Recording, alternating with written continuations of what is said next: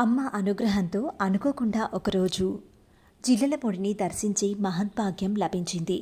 ఎన్నో ఏళ్ల నుంచి జిల్లెలమూడి వెళ్ళాలని చేసే ప్రయత్నాలకంతా ఏదో ఒక అడ్డు. చివరకు ప్రయత్నం ఫలించి అమ్మ ఉండే జిల్లెలమూడికి చేరుకున్నాం.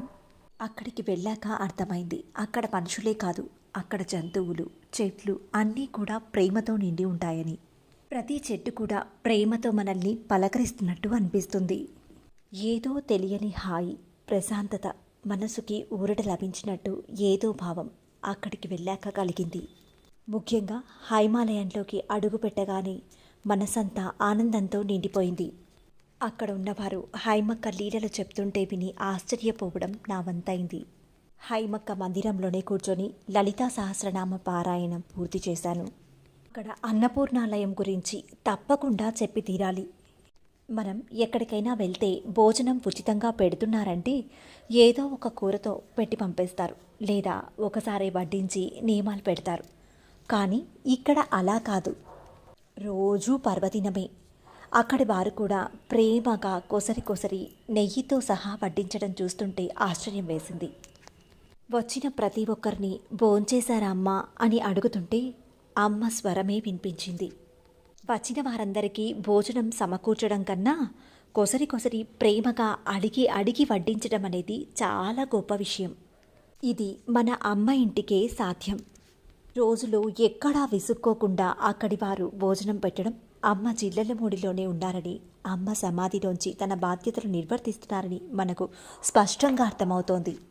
అలా అన్నపూర్ణాలయంలో భోజనం చేసుకొని కాసేపు అమ్మ దగ్గర గడిపి మేము తిరిగి ఇంటికి ప్రయాణమయ్యాం.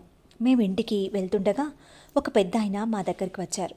నేను ఆ పెద్దాయనతో, ఏం పెద్దాయన, ఎన్ని రోజుల నుంచి ఇక్కడ ఉంటున్నావు అని అడిగా. నేనా తల్లి, నాకు 12 ఏళ్ల వయసున్నప్పుడు మా నాన్న నన్ను ఇక్కడే వదిలేసి వెళ్ళాడు అమ్మ దగ్గర.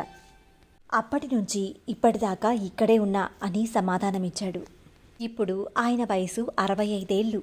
పెద్దాయన ఇలా చెప్పుకొచ్చాడు. తాను చిన్నతనంలో ఉన్నప్పుడు తనను పాము కరిస్తే అందరూ చనిపోయానని నిర్ధారించుకున్నారు. అప్పుడు అమ్మ అతని చెవిని మెలితిప్పి చెవిలో ఊదారు. ఒక్క 5 నిమిషాలకు మళ్ళీ నాడి తిరిగి కొట్టుకోవడం ప్రారంభించింది. అదే సమయంలో అమ్మ సమక్షంలో డాక్టర్లు కూడా ఉన్నారు. వారు ఇది ప్రత్యక్షంగా చూసి ఆశ్చర్యపోయి అమ్మకు ప్రణమిల్లి అమ్మకు చివరకు సేవకులయ్యారు. ఇలా పెద్దాయన అమ్మ గురించి మరికొన్ని విశేషాలు చెప్తూ కన్నీటి పర్యంతమయ్యారు. ఎంతోమంది నిరుపేద విద్యార్థులకు విద్యనందిస్తోంది అమ్మ. మరి జీవితానికి చక్కని బాటలు వేస్తోంది.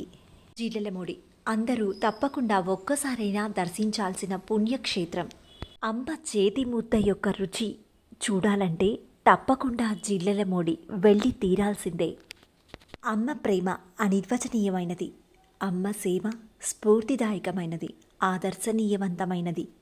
జయహో మాత శ్రీ అనసూయ రాజరాజేశ్వరి శ్రీ పరాత్పరి. సర్వం శ్రీ లలితాదేవి చరణారవిందార్పణమస్తు.